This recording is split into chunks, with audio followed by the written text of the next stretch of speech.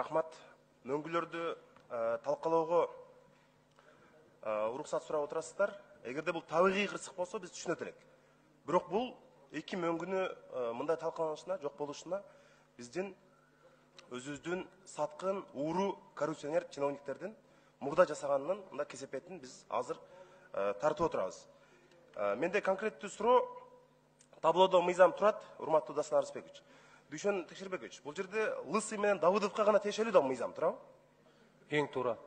Бирок бул таблодо Лысый менен Давыдов 62 статьяда жазылып атыптыр го. Жок, бул жерде жаңысын бериш керек да, ошону биз тактап коюшубуз керек. Анан бардык мөңгүлөргө кийин уруксат берилчүдөй бир жагдай түзүлүп калбаш керек да. Жанар Кубанычбекович. Эми Жанар Кубанычбекович, мен жооп берейин. 3-чү окууда ошол 3-чү окуудагы редакциясын карасаңыз ошол жерде жазылып турат. Немеде таблодо илинип турат. менде мындай суроо да.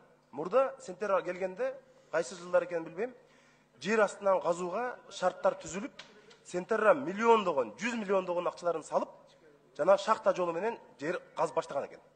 Бетондор менен абдан мыкты кылып, жер астынан казууга даярдык көргөн экен. Кийин ал болбой калыптыр. Токтоп, үстүнөн кайра казылып баштады. Ушуга ким уруксат берген? Кимдин убагында болгон ошол?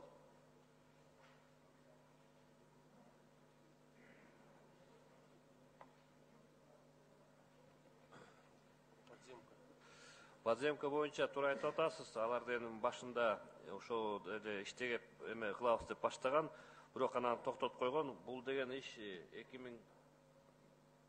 2009-жылга чейин болгонго. 2010-жылдан кийин андай эме иш болгон эмес. Иши кылып Бакиев күнөөлүү экен да? Ооба. Рахмат. Мыйзам боюнча азыр иштеп аткан мөңгүлөрдү талкалоого тыюу салынат. Аларга тийбеш керек, туурабы? Бирок сентерра тыйды. Ким жоопкерчиликти алат ушул боюнча? Өкмөт ошону мыйзамды бузгандарды жоопкерчиликке тартуу боюнча кандай аракеттерди көрүп атат?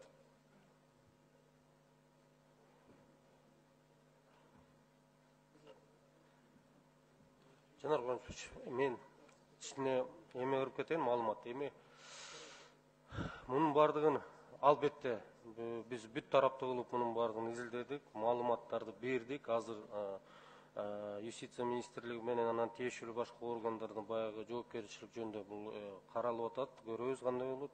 Мен просто бир кичине көп окубайм, тарыхка айланып кетелик да. Биринчи, мына ким кандай уруксатты берген? 89-жылы Институт географии Академии наук дал заключение на изъятие части ледника Давыдов-Лысый. 89-жылы. Подпись Дюргеров. 94. Постановление правительства Кыргызской республики одобрено ТЭО, в котором была предусмотрена отработка Лысый-Давыдов. 94. 94 жылы кайрале. Госкомгеология 25 ноября. Зампредседателя Ставинский. Согласовали возможность размещения льда и пустых пород на леднике Давыдова. И ушунтип 94, 95, 95, 95, мисалы, Пицкинто, Степанов, 2001, 2003 Министерство экологии чрезвычайных ситуаций на замминистра Жанузакова выдало положительное заключение экспертизы на формирование отвалов на леднике Лысый. 2003, 2007, 2010 деп ушунтип кетип атат. Бул биз бардын тактаганбыз, тиешелүү органдарга бергенбиз, мунун бардыгына баа берилет. Албетте. Баа эми берилет деп үмүт кылалы. Мына азыр бул мыйзам Давыдов менен Лысыйга гана деп атабыз. Бизгече көрүп келдик. Жана илгери бир адабиysынча айткандай, мен бул китепти окуй элекмин, бирок пикирим айтып кое берейин дегендей болбой, бизгече жеринен көрүп келдик. Мына Сары Төр мөңгүсүнө дагы бир топ азыр азайып атыптыр. 10%, 20% ошондой деңгээлде.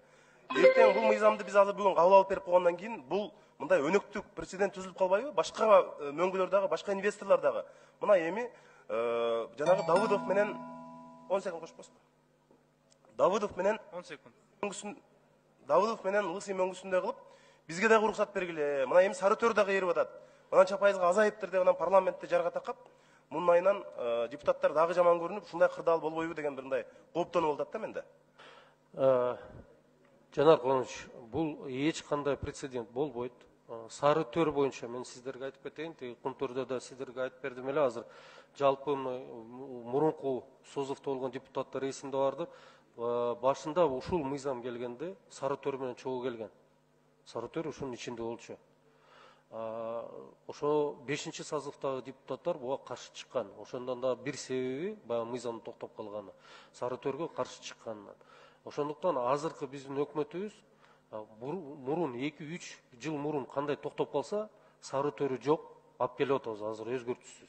Сары Төргө эч кандай коркунуч бул жактан жок. Анан башка кендерге тиешелүү болуп кетсе, башка кендерде дагы биз азыртан баштап, 2-3 жылдан баштап, 2013-тө, 2014-тө ушул биринчи чыкпады беле мөңгүлөр боюнча. Биз бүт бардык компанияга проекттерин айтып атабыз. Мисалы ошол эле жер үй болсун. Ал жерде да бир аз мөңгү бар. Биз айтып атабыз. Комплексный разработка болсун. Бир 30-40% бир жарымына чейин бул ачык болот. Мөңгүгө эч кандай зыян жок. Мөңгүнүн алдына боло турган болсун, подземкага кеткиле деп атабыз. И башка долбоорлорго да талап ушундай болот. Мөңгүлөргө эч кимге биз кол салдырбайбыз. Бирок сиз айтып атасыз, Сары Төр мөңгүсү кетип атат, ээрип атат катуу. Эми бул өзү табигый ушундай бүгүнкү күндөгү естественный шарт ушундай болуп атат. Ага карабастан мисалы ошол эле мөңгүлөр Акширакский массив болуп атпайбы бул. Ошол эле Лысый менен Давыдовду 93 жылдан жок 50 жылдан баштап 93 жылга чейин бизде материалдар бар, изилдөөсү бар. В среднем 19 метрден жылына кетип атыр. Эч ким ал жерде жок болчу. Анда кумтөр жөнүндө сөз да жок болчу. Өзүнүн естественный убиваниясы да катуу болуп атат. Бул жагынан да караштырып атабыз биз. Эми кандай болгон күндө дагы могу Сентерранын жоопкерчилигин сөзсүз караш керек. Анткени алар биздин эки эң чоң мөңгүбүздү тийип, жана тилине тийип. Рахмат. Мен бул жерден мен кечирим сурайм, себеби ар бир сөзгө жооп бериш керек, кыска. Бул тилекке каршы бул жерде экинчи тарабы да бар. Жанар Кубанович, баягы 3-4 стратегиялык келишим түзүлгөн. Ал жерде ошо тилекке каршы бул уруксаттар берилип калган. Ошондуктан өзүбүздүн да бул жерде күнөөбүз бар, анын баардыгын карап атабыз биз. Рахмат.